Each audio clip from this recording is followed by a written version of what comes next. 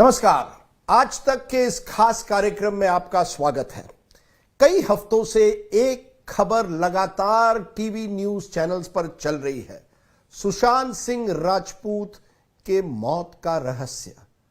कई एलिगेशंस हुए, कई आरोप लगाए गए हैं, कई साजिशें के बारे में बात की गई है। लेकिन इन सब के बीच एक व्यक्ति ने चुप्पी साधी हुई है। एक व्यक्ति जिस पर कई आरोप लगे हैं, जिनको एक तरह से आज विलन नंबर 1 कहिए या इंडियाज मोस्ट वांटेड कहा जाता है। आज वो व्यक्ति इतने हफ्तों के बाद पहली बार अपनी चुप्पी तोड़ने के लिए तैयार है। हम उन्हें सभी आरोपों, सभी साजिशों पर सवाल पूछेंगे। हमारे साथ है एक्टर रिया चक्रवर्ती, जिन पर गंभीर आरोप लगे हैं इस केस में। रिया, बहुत बहुत शुक्रिया। आपका बहुत बहुत शुक्रिया कि आप अभी भी ऐसा न्यूज़ चैनल चलाते हैं जहां एक इंसान को अपने बारे में और अपना केस सामने रखने का भी मौका मिले। बाकी ने तो जजमेंट अपनी दे ही दी है। तो आपको लगता है मीडिया ट्रायल चल रहा है? लगता मीडिया ट्रायल है और बहुत ही बुरा विच हंट जिसे कहते हैं वो भी चल रहा है। किसी को प्यार करना एक मोस्ट वांटेड क्राइम हो गया है। I think arrest everybody who is in a relationship. क्यों नहीं करते?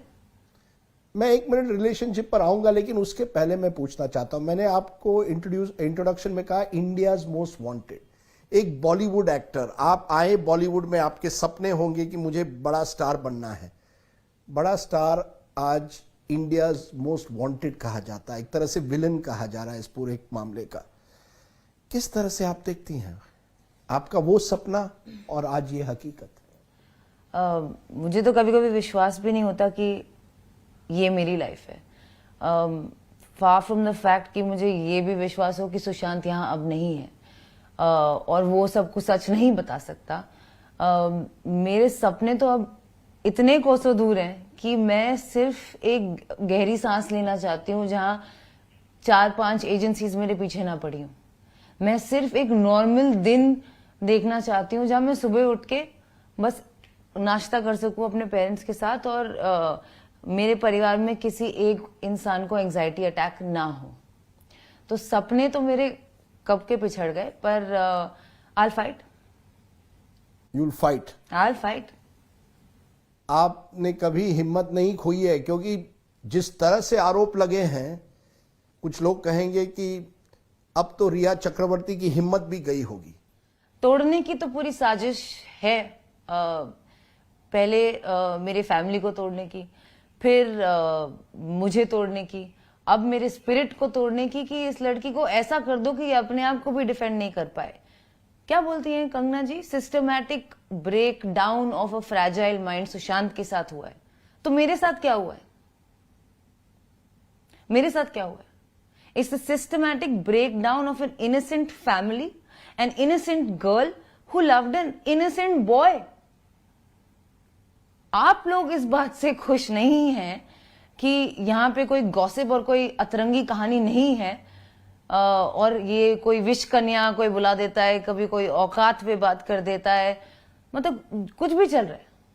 मेरी लाइफ है ये मेरे और मेरी परिवार की जिंदगी है। आज आप चुप्पी तोड़ रही है, क्यों? आज का दिन आपने क्यों चुना है? सुशांत ने बताया मुझे। सुशांत मेरे सपने में आया था और काफी लोगों के सपने में आ रहा है आजकल जो उसे कभी जानते भी नहीं थे।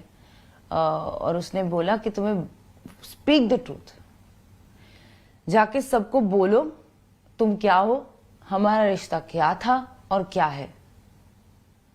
मैं उस रिश्ते पर आऊंगा, मैं आरोपों पर ही आऊंगा, बट पहले रिश्ते पर आते हैं। जी, आप अपने और सुशांत के रिश्ते के बारे में हमें बताइए। कब मिले, कैसे मिले, ये रिलेशनशिप शुरू कैसे हुई? तो सुशांत और मैं काफी साल से दोस्त हैं। हम लोग 2013 में यशराज स्टूडियोज में मिले थे। मेरी पहली फिल्म रिलीज हो चुकी थी और उनकी फिल्म काइपोचे रिलीज होने को थी या बस हुई थी और वो YRF आ रहे थे, न्यू टैलेंट बने थे। We are the same manager उस वक्त भी, और हम लोग YRF के जिम में इंट्रोड्यूस हुए, और फिर कभी कभी यहाँ वहाँ अवार्ड शोज पे मिलना जुलना होता था। हम लोग काफी अच्छे दोस्त थे, शायद साल में एक बार भी मिलते हो, पर पूरी बात करते थे कि कैसा है सब कुछ, पूरी मतलब सारी अपनी प्रॉब्लम्स भी शेयर कर लेते थे उसी दौरान।